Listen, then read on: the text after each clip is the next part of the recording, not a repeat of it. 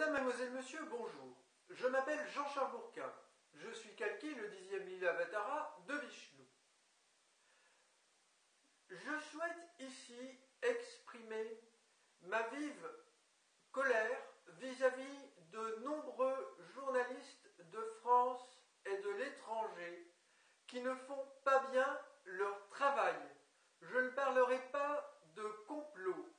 Il appartient à chaque journaliste de voir en conscience pourquoi il se comporte ainsi.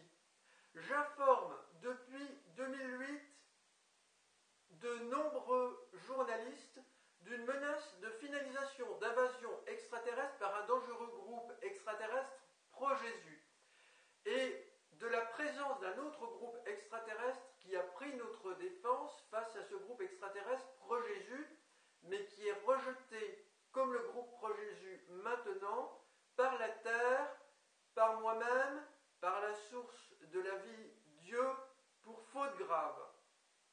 Néanmoins, il est essentiel de dire, de connaître et de reconnaître les services rendus par ce groupe qui est toujours présent et qui se manifeste encore cette année en réalisant des crop circles et en se montrant dans le ciel avec des véhicules volants.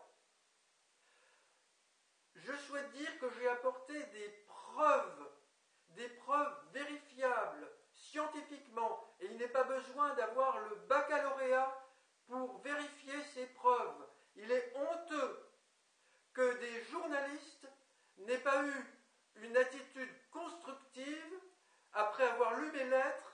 Il est un peu plus simple de vérifier le code dont je suis le maître dans des crop circles, un code qui aide à attester les communications entre le groupe extraterrestre qui a pris notre défense et moi. La presse, en dehors des contacts avec moi, a de nombreuses occasions de s'intéresser à des documents qui sont présentés par des personnes courageuses, qui n'ont pas toujours, selon moi, des attitudes suffisamment rigoureuses, suffisamment défensives du point de vue de l'instinct de préservation, mais des personnes qui sont courageuses, qui parlent de tout cela. Je pense à Jean-Gabriel Grélé, je pense à Gildas Bourdet, à Ludovic Chapier, je pense à Yvonne Smith, je pense à certaines personnes décédées, comme Bud Hopkins. Il y a de nombreuses personnes dans le monde qui travaillent sur ces sujets très contestés. Et les journalistes ont une énorme responsabilité lorsqu'ils tiennent ces informations à l'écart de leurs grands titres. Car il y a des victimes, des personnes qui sont harcelées psychiquement. Il y a des animaux qui sont massacrés. Il y a malheureusement des ufologues qui échafaudent de mauvaises thèses au sujet de ces massacres. Il faut rester simple. Ce sont des fautes graves. Il ne faut pas chercher des explications qui excusent presque les extraterrestres qui sont auteurs de ces crimes. Il y a des personnes donc qui sont enlevées par ces extraterrestres. Certaines subissent sans doute des viols, comme elles le rapportent et comme le rapportent certains thérapeutes comme Yvonne Smith. Les journalistes ne vous disent pas des choses importantes. Et hier, à une émission que Caroline Fourest sur France Inter a organisée avec un journaliste qui travaille sur les théoriciens du complot, elle a conseillé à la fin de débrancher sa radio.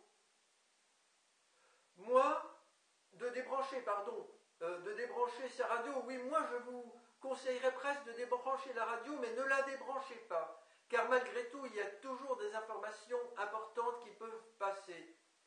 Elle a conseillé, Caroline Fourest, de débrancher son ordinateur ou son téléphone portable, de ne plus lire sur certains sites internet des informations pourtant essentielles à connaître, que les journalistes, eux, vous cachent sans cesse, ou ont la négligence de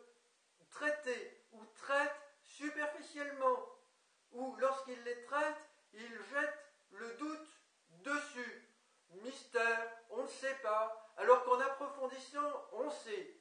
Je rappelle que de nombreux spécialistes dans le monde sont persuadés qu'il y a des présences extraterrestres et que certaines sont malveillantes. Je recite Jean-Gabriel Grellet, Gilles Das-Bourdet et Yvonne Smith.